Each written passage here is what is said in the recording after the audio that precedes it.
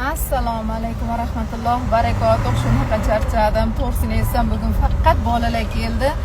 Ishoninglar, bolalar mana shunaqa o'tira olmaydi-da. Qachonmisa mana bunaqa o'tiradi. Qachonmisa bunaqa belini qiyshaytirib o'tiradi.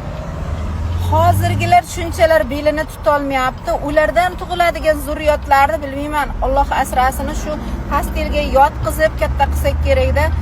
Odamlar bu o'zidan o'zi bo'lib qolayotgan yo'q. Bizlarni yetishmayotgan kalsiy, magniy, fosforlar bolalarga bera olmayotganimizdan ota-onalar iltimos fast food yeb mazza qilyapman deb o'ylamanglar.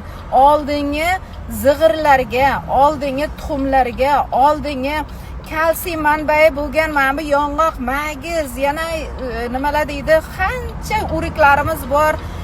Shiponi, krapivani o'zida qancha vitamin bor. Bolaga vitamin yetkazib bera olmayapsizmi? Bola umurtqasini boshqara olmayapti, umurtqasini tuta olmayapti.